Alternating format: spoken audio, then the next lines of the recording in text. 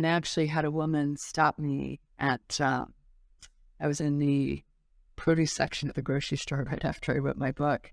And I had, and she stopped me, she goes, "Are you Sarah Armstrong, the author?"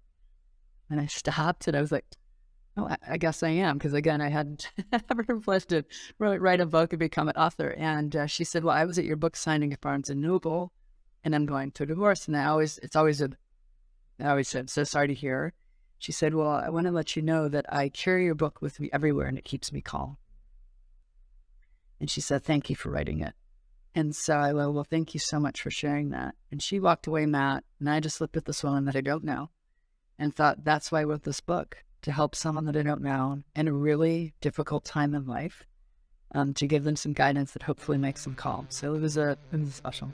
So if anyone wants to connect with me, my website is gooddivorce.guide, and it has my contact info. Welcome to the Koolers Lifestyle podcast. I'm your host, Matt Kuehlhorn, and I'm excited to have you join me as I interview community members and business leaders from the communities in which I live, work, and serve through my business Cooler Garage Doors. We're going to bring you highlights on characters in our communities. Why? Because community matters, and I want to know more about who is behind our business and leadership in order to understand and support the community fabric that our relationships make up. And collectively, we can build stronger communities that support our lifestyles, our youth, and our health.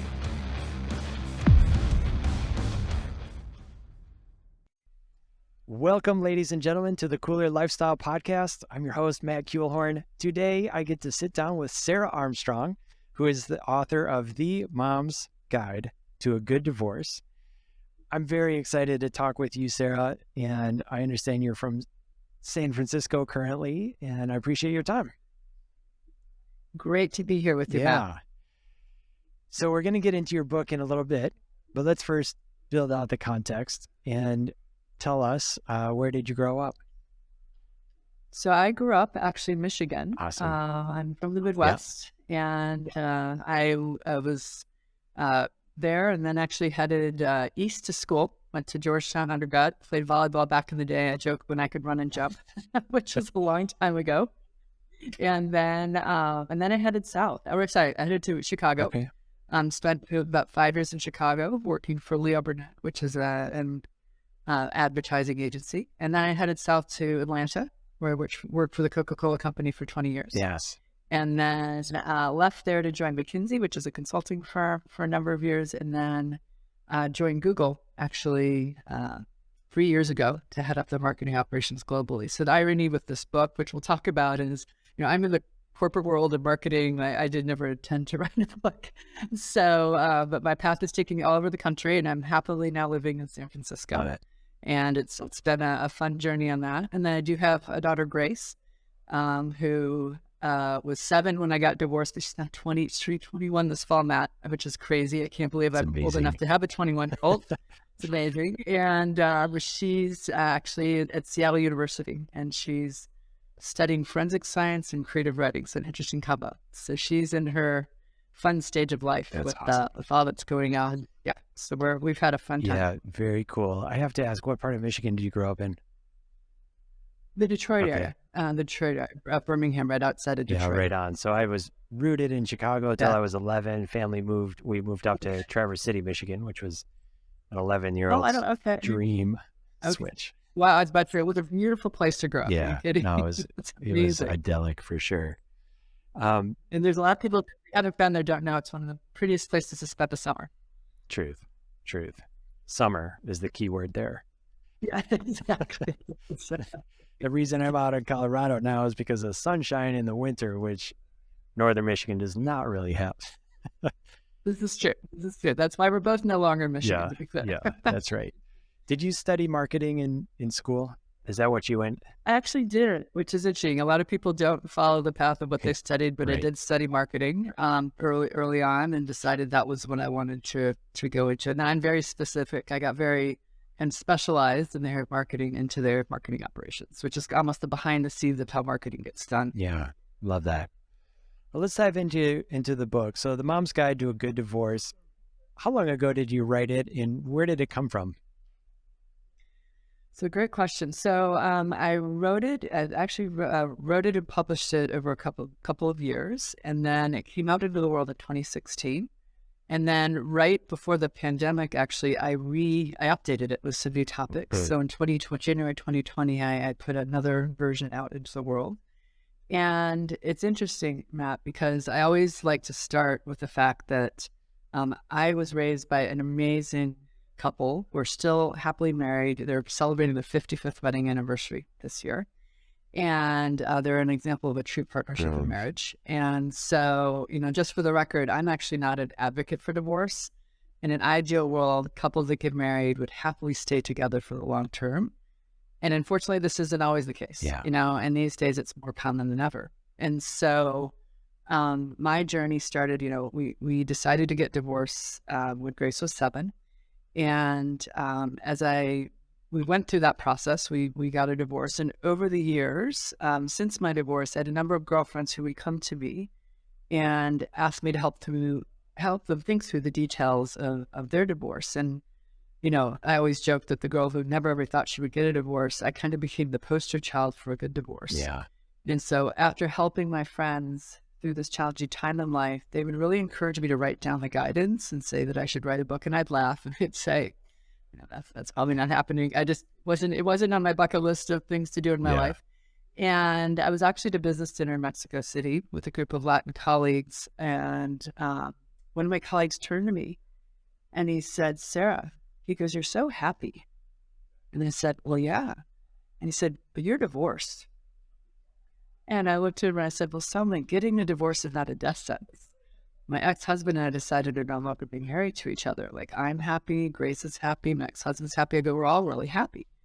And I explained to him that a number of my girlfriends, I'd been helping them, through their process, and that they were encouraging me to write a book. And he goes, well, you should really write that. And I said, no. And so the next morning, leaving Mexico City, I opened my laptop and I wrote one line that said, this book was written by a girl who never ever thought she would get a divorce, who got a divorce, and what she learned along the way.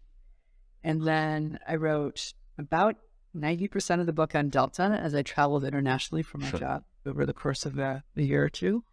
And, I didn't know if I'd ever publish it, but I opened it one day on a flight out to California. And I looked at the file and I said, are you going to just be a file on my laptop? Am I going to do something with you? So I focused on it and I ended up publishing it in 2016. Love it. Hey everybody, this is Luke from Cooler Garage Doors. Just want to take a quick second to talk about our sponsor, Sommer Garage Door Openers. In our opinion, Sommers are the highest quality product on the market today. We recommend them for all of our residential garage door installs because of the variety of features they include, such as Wi-Fi connectivity and safety features such as a fixed chain, which moves along a secure rail to ensure your garage door opens quietly and safely. Click on the link in the description to learn more about Sommer Garage Door Openers.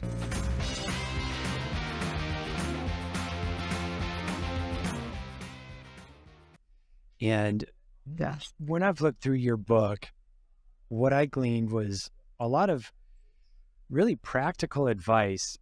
And I would probably point it towards really being mindful of a child's experience.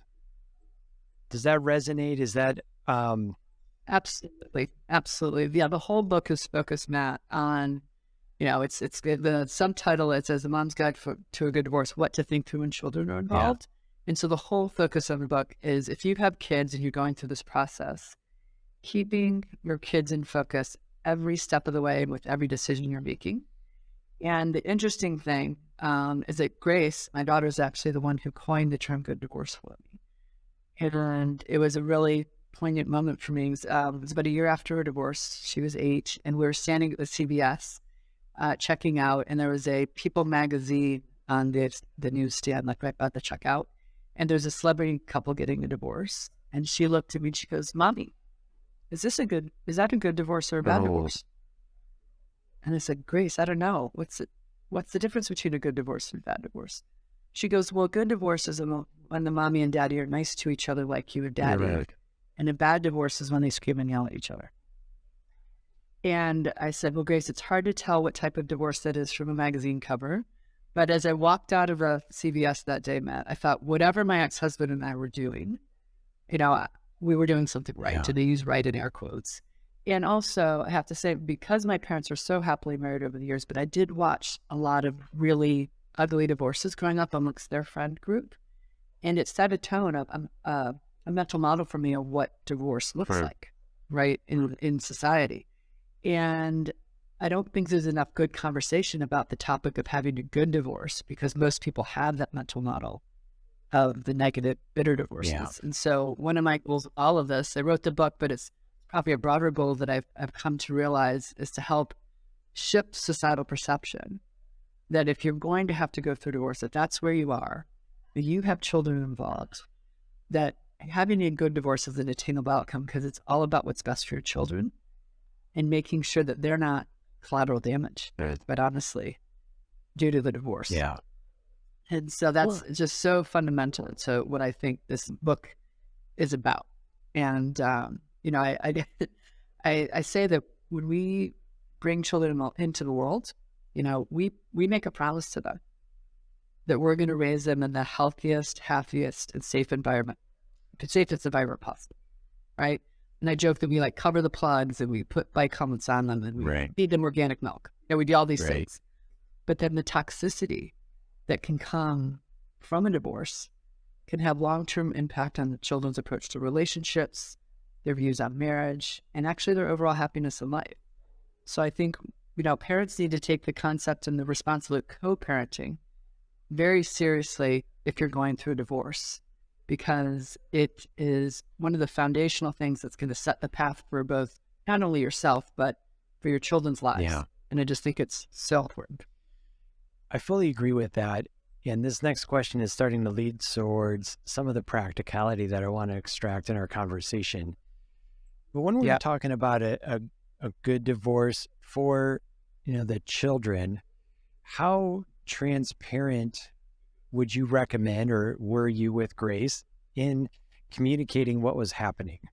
And I'll add a little bit of context and then let you answer that, because I want to know, I think it's hard for folks to talk about uncomfortable things.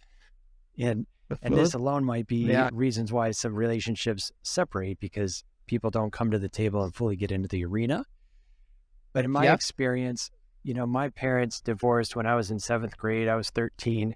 It blindsided me. I had no idea. I just thought I was living in a dreamlike realm, and my folks were great, and I'd see other friends, experiencing and complaining about divorces. And I remember literally thinking to myself, man, I'm so glad I don't have to go through this. And then it was just out of the blue. My parents sat my sister and I down, and I was like, it shocked me, right? And that even had its own little piece for my journey to unravel over time, but there wasn't any conversation. So I'm wondering, is there a line of over communicating, or certainly there is under communicating? How would you guide folks in that arena?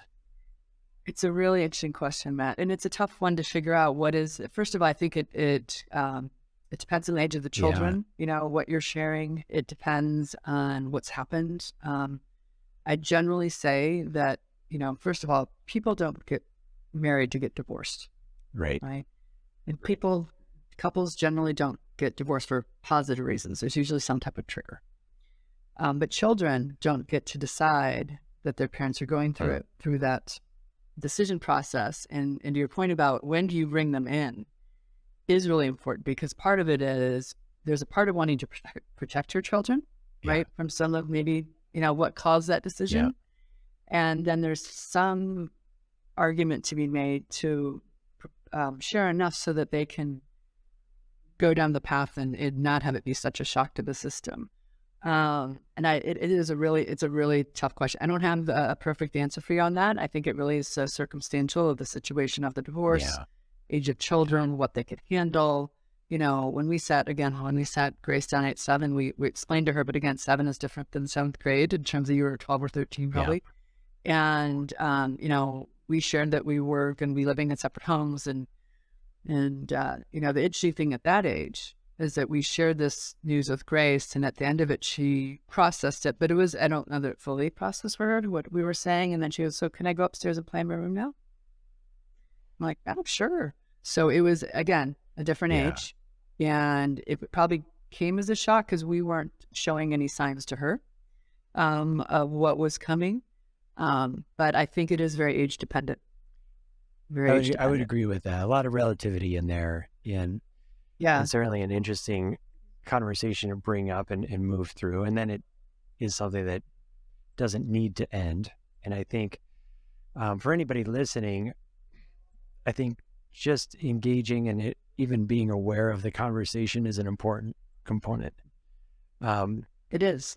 Because that does impact everybody. What are some other practical pieces that you have listed in your book for folks, anybody listening that might be experiencing? I have a couple that I think are important to reflect on. One of the most pivotal moments for me in our process was we actually were going to have Grace see a child specialist before or after we told her we were getting a divorce. And when we went to sit down with him before that, just to meet as a couple with him, he looked at me and he goes, Sarah, do you travel? And I said, yeah, I travel internationally for my job. And he looked at my ex-husband and he said, do you travel? And I said, yeah, I travel domestically. And he said, well, Grace is about to become a professional traveler. She's going to travel every week for the next 11 years until she heads off to college. And I burst into tears. And he said she's going to have to pack a bag. And he went into all these things. And I walked out of that session and I looked at my ex-husband and I said, I want to do everything we can to reduce Grace feeling like she's a professional traveler every week. And it's exhausting to think about. It just breaks my heart. Like I just was. So we talked about what that would look like. Now I do appreciate there's some socioeconomic considerations with what I'm going to share, but what we tried to do is we tried to have the basics, and I put that in air quotes, in both homes. So socks, a couple pairs of jeans, tennis shoes, T-shirts, shorts, that type of thing. Yeah. And so that when Grace went to school, and then when she went to either mom or dad's house afterwards, she didn't have to carry an extra bag to go to mom or dad's house because she already had her backpack. She was already carrying one bag. Why did she have to be the kid that had that extra bag every week? Right. And I didn't want that for her. We didn't want that for her. So we tried to set a goal of never packing a bag. Now, there's times when there's special things that are not going to be able to be in both homes and they have to travel with her. But we really made an effort. And then the funny thing, if I can give a moment of levity in that comment, is, things would get out of balance. So if somehow all the socks ended up at one house, I never know how that happened. It literally still to this day, like, how did it end up all one house? So, but we would have what I'd call rebalancing moments where I'd text my ex-husband and say, I think we need to rebalance. I don't have any socks here. So, but the important part there is it wasn't for Grace to go rebalance her clothes, her items. She didn't choose to live across two homes. Right. We did that for her, and then we would carry it and hand it to the other parent and be like, here's the stack of stuff. And that was important because, again, it's all about there's all these moments, and a lot of this that I talk about in my book they're very small moments that add up into like what your child's life looks like. And making sure that they're not feeling like they're the ones, because quite honestly, a lot of times they're the ones that have the most impact after this divorce, because they're literally the ones going back between both homes and having two sets of things. So it's just one to think about. So I call it prepare the professional traveler. And a sub point is set a goal, never packing the bag. Yeah. Now, another one that was another moment that just really struck me is one I call minimize the gaps. And this really reflects on the environment your children are living in within your home. And depending on the situation of divorce, sometimes you both move to different places. Sometimes one person keeps the home and the other moves. In our situation, I was keeping the house that we've been living in and Grace was, can obviously have a room there. And then my ex-husband was going to get a separate place, but we were going to divide up all of our household goods and artwork and furniture. And, we were splitting things 50-50. And so, every time I was thinking about, well, I'm going to have to take that piece of art down. Now, I might not put another piece of art back up. I might put a mirror. But what I tried to do is not leave a gap in that environment. And the amazing story in that is when we actually had a long hallway of black and white family photos from both sides of our family that were multi-generation. And I realized I needed to give my ex-husband his photos. And so I took the time, and there was some effort here, to get other photos printed and put in frames. And I sent Grace down to a play date down the street. And then I took the photos of my ex-husband, put them in a box, put other photos up, got it all cleaned up. And about an hour later, Grace came home, and I'm standing in the kitchen, and I hear this little voice from the hallway say, "Hey, Mommy." And I'm like, "What's that, Grace?" She said, "The wall has changed." And it literally stopped in my tracks. And I said, "Well, what's changed?" She said, "There are more pictures of me up there. It looks great." And she ran upstairs. And Matt, I just stood there holding my breath and thought, oh my gosh, like that was her takeaway. That, and she didn't say all of Daddy's pictures have been taken down. Her reflection was, I'm up there more. But that was a moment. What I can tell you is if I hadn't taken the time to reframe photos and put new photos up, and all I'd done is taken the photos down, the road my ex-husband and put those in a box and left those little hangers throughout the wall, interspersed, the memory Grace would have and what she'd be talking to a therapist about years from now is my parents got divorced, and my mom took all the photos of my father off the wall and left those little hangers. The questions bubbling up is, are you developing the thoughts around this, like reflecting back? Is it based on child psychology and development and, a child's need for certainty? Or is it more intuition of just trying to keep some consistency in the game? What's driving it? I would say the latter for me. I was just focused on what at every turn I was thinking, and my ex-husband too, was like, how is this going to impact Grace? Right. Okay. Now I knew it was going to impact us, but again, we were making this decision. She wasn't. But everything that happened, I was like, how is this going to impact Grace? Down to, she played soccer when she was younger. We both stood on the same side of the field and generally either next to each other or near each other. So if Grace is looking up, she could see us both smiling and clapping. She didn't need to look at both sides of the field. An example, so these things that, are the small moments, as I mentioned, and the small things can add up so cumulatively to send a message to your children, to their teachers, to your friends, to their friends. I had again, I'll share one more story. It's just moment and that just had us stop is when Grace was in 6th grade. So we're 5 years post-divorce, and we went to a parent-teacher conference. And at Grace's school at this point, the children go with the parents into the teacher conference and hear the comments. And so my ex-husband and Grace and I go to this parent-teacher conference, and we're in there for about an hour. And at the end of the discussion, the teacher looks at us and she says, "Wait a minute, are you two divorced?" And I stopped and said, "Well, yeah, we got a divorce 5 years ago." She said, "I had no idea."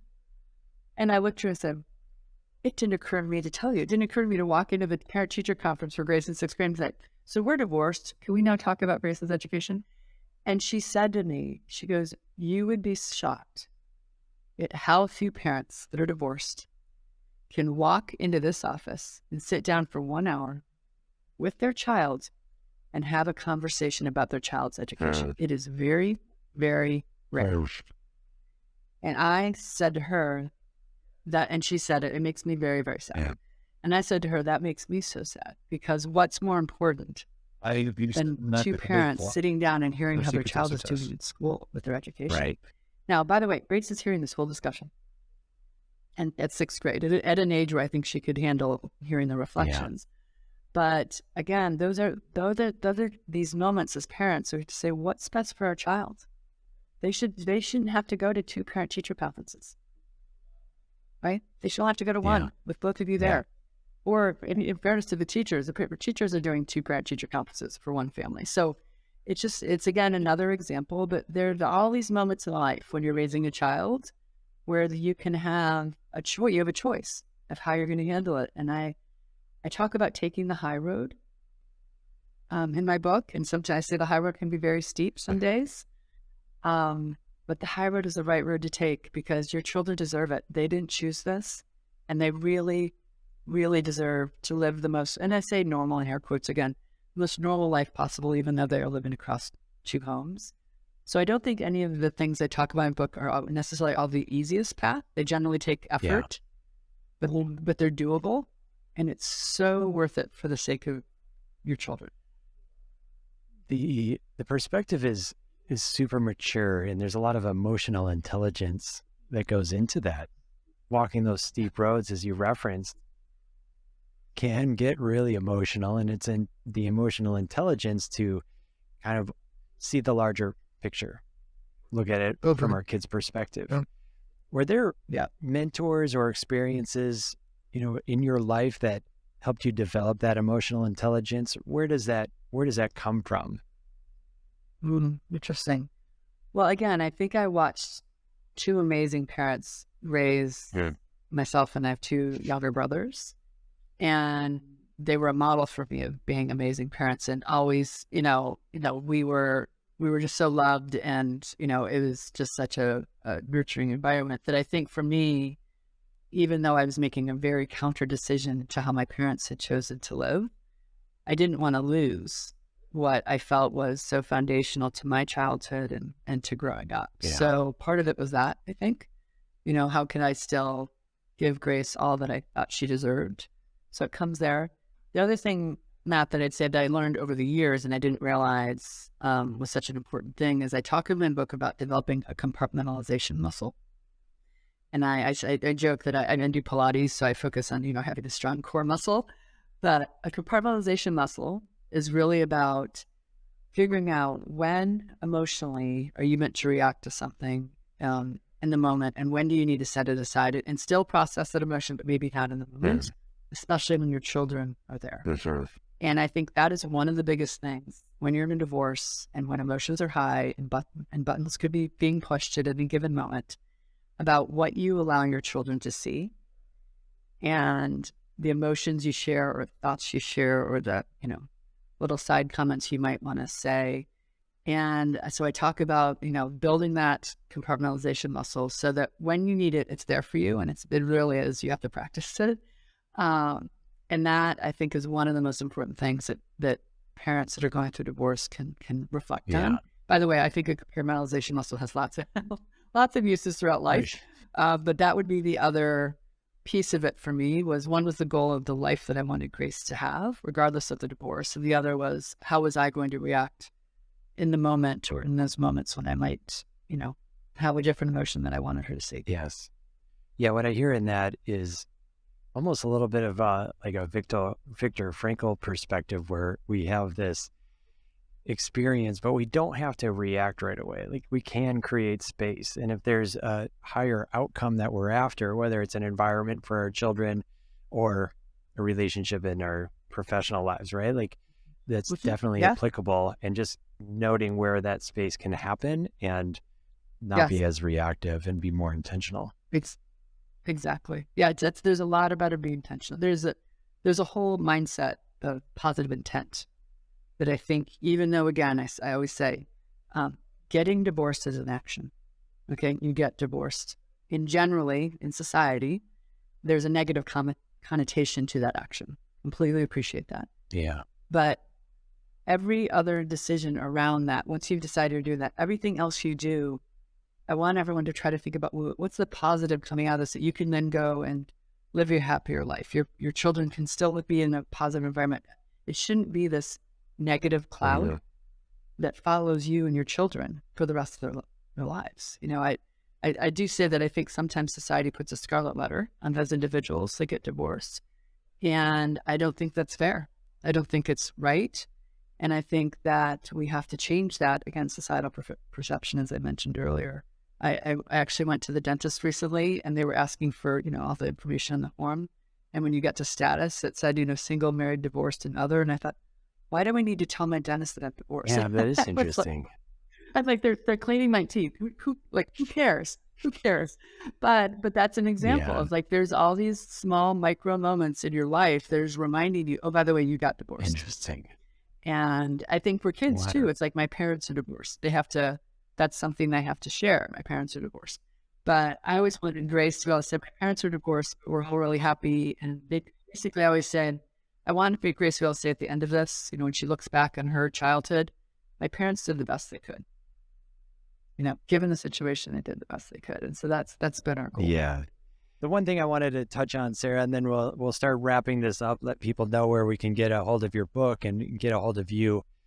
But what I heard in your discussion of keeping like the gaps, like that technique of replacing the gaps, to me resonates around identity. And as humans, the environment really affects how we feel about ourselves, the identity, the beliefs that we have about ourselves. And so I just wanted to recognize that, because keeping that consistency likely gave a solid foundation for Grace to just remain who she was and give that consistency, give that foundation in the environment. And I think that is a really poignant piece to bring forward. In my experience, when my folks divorced, my dad moved out, which created a couple of different things. Like one, my mom was more of the business. Like I was at her house for school, and then I'd go to dad's house on the weekend and kind of party and play, right? And so just that dynamic alone was interesting. But then anytime I was at my dad's place, like I was the traveler, I was just hanging out for a few nights and didn't have my thing. So it gave some insecurity around my identity, really. Interesting. Yeah, and I would imagine there's got to be like good science in child psychiatry, and could probably go deep in it. I'm sure there is that. Yeah, no, it's so interesting to hear reflect on. I will share one really interesting moment at through the journey with Grace, and it was right as she was getting ready to head off to college, and it was the summer before, so August of about 2 months ago, and she came home one day from her dad's, and she said, "Mom, I'm working on thinking about what I'm going to take to college, and I'm calling it the Great Consolidation." I said, "Why is that?" She goes, "Well, it'll be the first time in 11 years where all of my stuff is in one place." And I had a moment. I said, "Oh, Grace, she, by the way, Matt, she never once complained. Never in 11 years, she never once complained about living across two homes. Never once said, she was amazing. But I said, Grace, I am so happy that you finally get to have all of your stuff in one place. You so deserve that." And so I do think, kind of to your point about it does, even though I think we've done the best we can, there are going to be things that are, Grace will reflect on down the road that were due to the divorce. And, there's going to be aspects of why she chooses to live the life she chooses moving forward that may be from that. Yeah.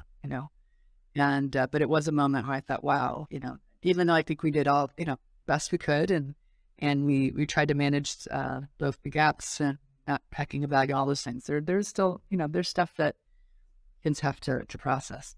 Absolutely. I appreciate the perspective and really the thinking outside of oneself, right? That's also another maturity type of perspective. And for the listeners, where are we able to track down your book? How can people reach out and connect and learn more? Yeah, happy to share. So The Mom's Guide to a Good Divorce, it's available on Amazon. And it's actually available in paperback, on a ebook, Kindle, Nook combination. And then it's also, I went into the studio during the pandemic and did an Audible version. Right on. So it's also available on Audible. And the one thing I'll say, not about the book, is it's written in these bite-sized pieces. So there's about 185 topics, but there's just a topic per page. So it might go into 2 pages, but it might be a paragraph, it might be a page. And it's broken into 3 phases: preparing for the change, during the change, and post the change. And it's also not meant to be read cover to cover, because when you're going through divorce, there's so much coming at you, and you're only able to take in so much and process so much. And actually, I was given a number of books during my divorce, and they were thick and dense. And I opened them and I closed them. I literally never touched them, didn't read them. And so I wrote this book very intentionally to be something that could be consumed when you need that topic that you might want to reflect on. And you can even, the way the table of contents laid out, you can really look for that topic and go to that page and check it out. But it was written with that kind of mindset in mind. And I actually had a woman stop me at, I was in the produce section at the grocery store right after I wrote my book. And I had, and she stopped me, she goes, "Are you Sarah Armstrong, the author?" And I stopped and I was like, "Oh, I guess I am." Because again, I hadn't ever reflected to write a book and become an author. And she said, "Well, I was at your book signing at Barnes & Noble, and I'm going through a divorce. And I always said, so sorry to hear. She said, well, I want to let you know that I carry your book with me everywhere and it keeps me calm. And she said, thank you for writing it. And so I went, well, thank you so much for sharing that. And she walked away, Matt, and I just looked at this woman that I don't know and thought, that's why I wrote this book, to help someone that I don't know in a really difficult time in life, to give them some guidance that hopefully makes them calm. So it was special. So if anyone wants to connect with me, my website is gooddivorce.guide, and it has my contact information. You can buy the book from there. It has some other little background points around the journey of writing this book. So if please reach out. We will include your website and a link to your book in our show notes, Sarah. And, I have to say that I, again, really appreciate the mature perspective, the thinking, and that mindset of thinking outside oneself, right? Like that is sometimes challenging to do, especially with emotional roller coasters and, just being human. But I want to give a shout out to you and appreciate that. And I really appreciate your time today and the insights that you've offered and the book that you've written. Well, Matt, thank you so much for having me on. And I do hope those that are listening can reflect on this and consider the fact that wherever you are in your journey, that a good divorce can be an attainable outcome, but it does take effort and a lot of patience, but it is so worth it for your children. So thank you so much for having me on. Absolutely. Thank you. Ladies and gentlemen, thank you so much for listening to the Koolers Lifestyle podcast. We count on your subscriptions, your likes, your shares, and I encourage you to do that now. If you're watching on YouTube, go ahead and subscribe, lower right-hand button. If you're on audio, download this, share it, and we look forward to having you on the next one.